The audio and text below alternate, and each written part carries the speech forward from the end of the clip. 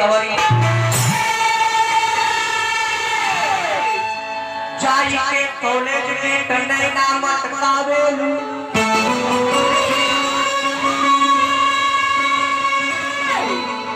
लेके घुमेलू स्टूडेंट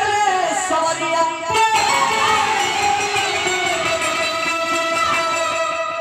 जाई के बाजार में सिनेमा रोज देखेलू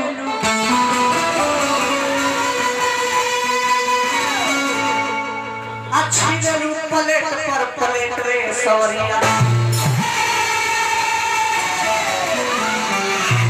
अरे जिया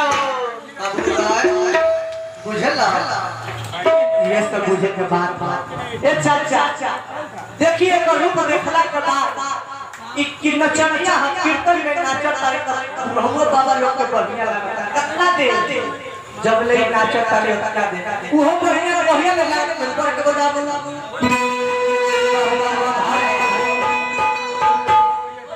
अरे कीर्तन में नाचो बाचनिया हो पुरानिया लोग के निमन लागेला ये लदारी चुले हले के पुरानिया के बात ना हो बुढ़ो के बढ़िया लागे जवान लोग के बढ़िया लागे कीर्तन में नाचा नचनिया हो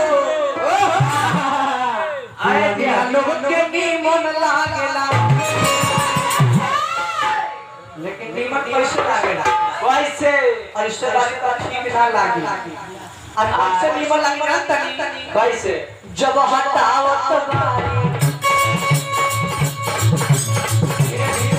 जब हटावत बारी कपटी से और हनिया पुरानिया लोग के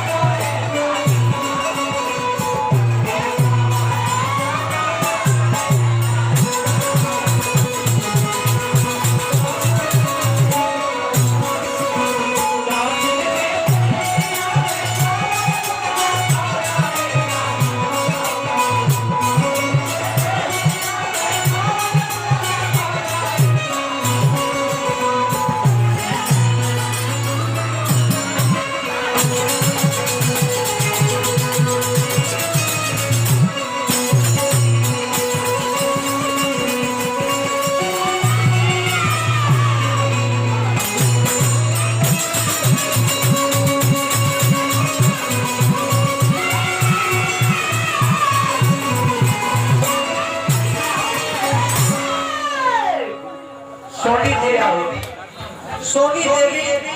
शैली देवी के नकली की ओर से 1 रुपया का पुरस्कार भगवान से प्रार्थना करें कि जहाँ के हम लोग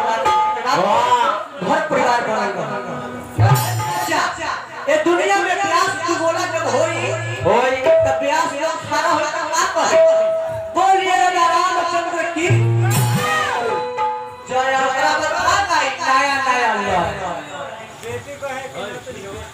अच्छा शैली देवी के बेटी सोनी देवी की ओर से पुरस्कार बेटी नकली सन की ओर से पुरस्कार मिला भगवान से प्रार्थना करें शुभकामना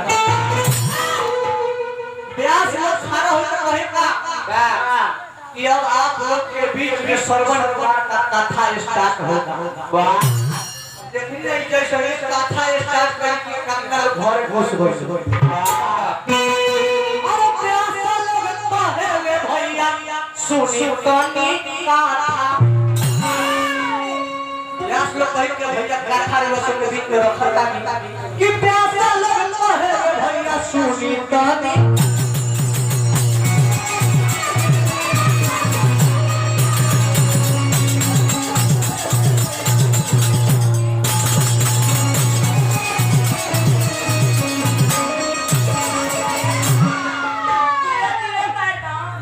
जैसे दिया हो इलाके ब्याह लोग कहे कि सुनी कनी कना था हां कथा के नाम पर उखड़ जाता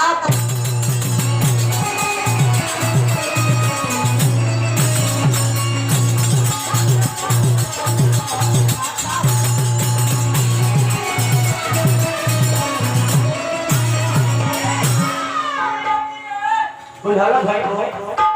तो मुर्गी मारी वाह तो नौना बोल रहा है बिना मुर्गी के चुरकी हिला दो आओ आ जैसे घर में खिड़की है हमें को बार बोला है कि मुर्गी मारो लेकिन ये अपने मार रही है कलाकारी होता है कलाकार के साथ कौन लग जाता है आए हाय तब कहला करी पैसा लाबो हो पैसा कहे भैया सुनी तोरी करा था कथा में ना पर हम लोग के मन लागे हां कथा होते तो बढ़िया बात है आ जैसे ये जवान का लोग सुनी आ जवान का लोग के माथा में उखड़ जाता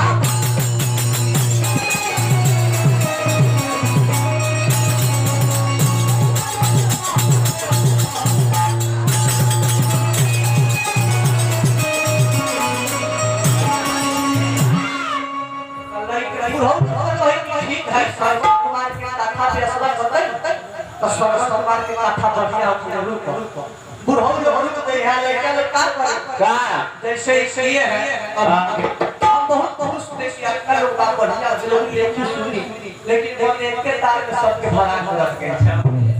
अब देखिए एकरा बाद में हो लोग भागने लगे अरे सर आप लोग नहीं जाइएगा सर तो हम लोग पेमेंट दे दीजिएगा हम लोग चल रहे हैं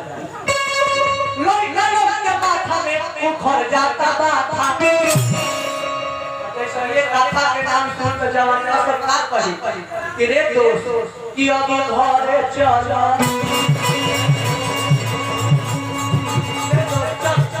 चल अभी पति का तो अब घरे चल गाड़ी की कहानी अब घरे चल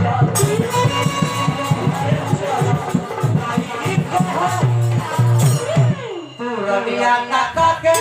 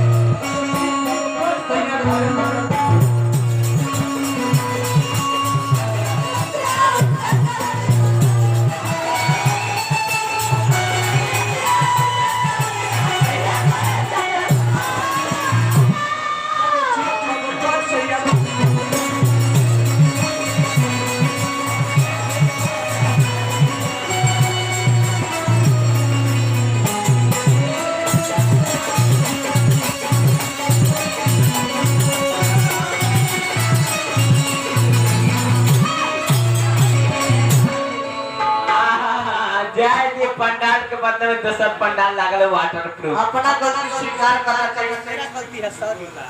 ए चाचा